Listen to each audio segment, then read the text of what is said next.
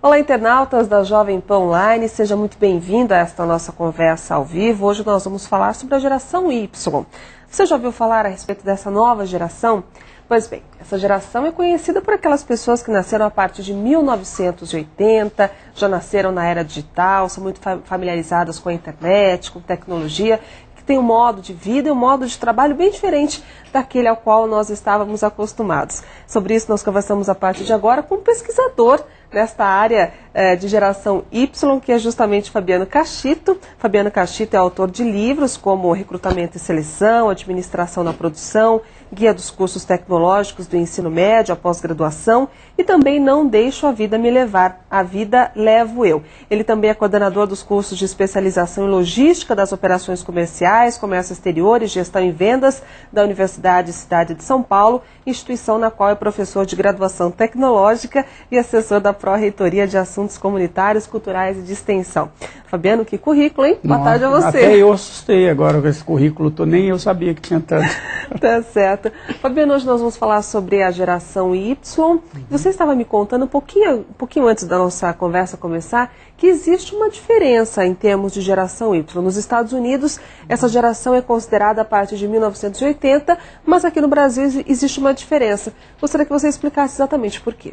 Bom, primeiro, muito obrigado pelo convite. Esse é um tema muito atual, um tema que eu gosto bastante de discutir, que eu acabei me interessando por esse tema exatamente por atuar como professor e ver na sala de aula, identificar lá na sala de aula um tipo de pessoa, um tipo de profissional, um tipo de aluno que tinha vivências, desejos, expectativas diferentes daquelas que nós, né, da nossa geração, tínhamos quando entramos no mercado de trabalho.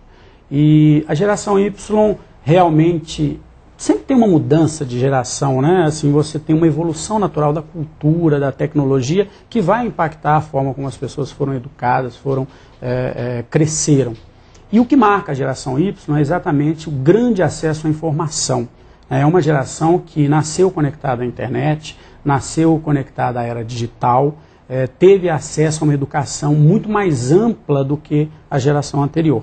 Por isso eu acho que um pouco essa diferença. Quando você pensa nos Estados Unidos, o que se determina, o que se chama de geração Y pelos autores lá americanos, é exatamente aquela geração após os anos 80. Quando a internet estourou, né, essas pessoas já tinham 10, 11, 12 anos e tiveram um acesso muito rápido, não só à internet, a essa vasta quantidade de informações, mas também a uma nova metodologia de educação, uma nova metodologia de ensino.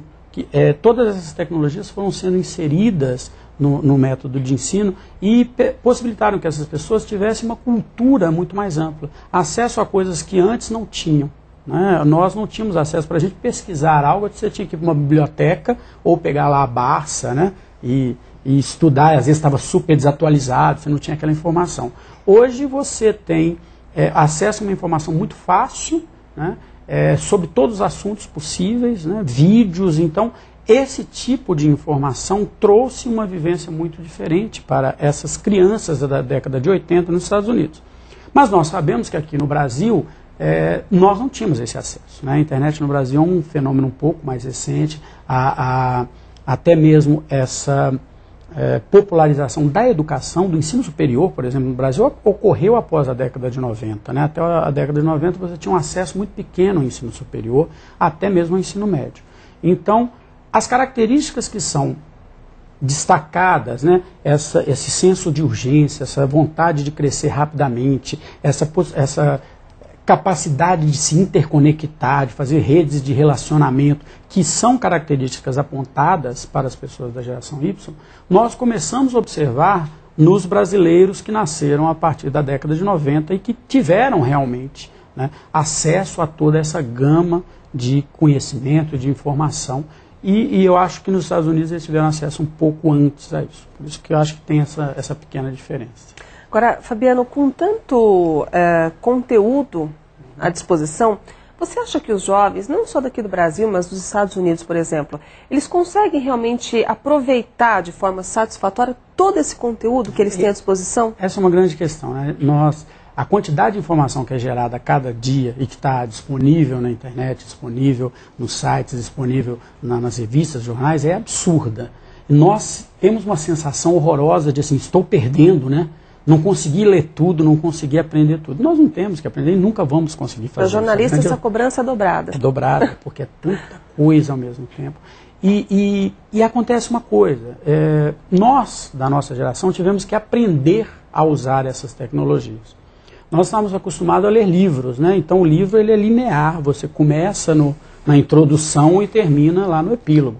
Tem uma sequência lógica de leitura. Quando você vai para os meios digitais, seja a internet, seja mesmo a TV a cabo, ela tem muito isso, e o game, depois nós vamos falar da importância do game para essa geração, eles não são lineares, eles permitem uma série de formas de leitura. Então você começa a ler um texto, tem um hiperlink, você clica nele, já pula para um outro texto, aí no meio desse texto aparece uma janela de pop-up lá, e você já clica nela, já sai numa outra coisa, e aparece um vídeo, e você perdeu aquela linearidade.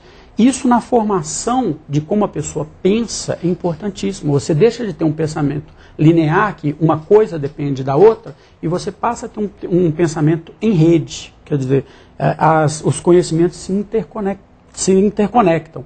Mas assim, o que às vezes a gente fala, o jovem não lê, ele lê, mas ele lê de uma forma diferente. Talvez ele não leia os clássicos. Com base nisso que você disse, então, a gente pode dizer que o conteúdo do jovem é fragmentado? Fragmentado. Isso é uma realidade. Então, assim, ele sabe comentar sobre vários assuntos, mas sem profundidade. Né? Porque realmente a leitura é uma leitura superficial. É aquela leitura que não aprofunda e às vezes isso leva a uma opinião muito maniqueísta. Não, eu acho isso e não vê os outros pontos de vista. Porque quando você aprofunda no assunto, você vai ver a discussão dos diversos pontos de vista sobre aquele assunto. Quando você lê muito superficialmente, você só vai ter um ponto de vista. Então o bem ou mal, certo ou errado, é uma característica marcante exatamente por essa falta de profundidade na leitura, no estudo, no aprofundamento daquele tema que foi de interesse. Porque são muitos temas interessantes. Eu tenho uma filha de 18 anos, então não sei se você convive com pessoas que têm essas características. É lógico, nós conseguimos também abrir um texto, eu consigo estar assistindo televisão, escrevendo alguma coisa, mas assim, a capacidade que o jovem que tem as características da geração Y tem de fazer milhares de coisas ao mesmo tempo, está no MSN, está com o iPod, está assistindo televisão e vendo um vídeo no YouTube e ao mesmo tempo está falando com um amigo no MSN, né? É essa fragmentação do pensamento. Né? Consegue ter essa não linearidade no pensamento. O que é positivo em um determinado momento, porque quando esse jovem chega ao mercado de trabalho, né, ele tem uma capacidade de relacionar informações maior até do que a nossa. O problema aí são as expectativas com as quais esse jovem chega no mercado de trabalho. Eu acho que esse é o grande ponto. Tem uma outra questão também que eu acho que é importante a gente discutir quando o assunto é internet, que acaba sendo um pouco da base dessa nossa conversa também.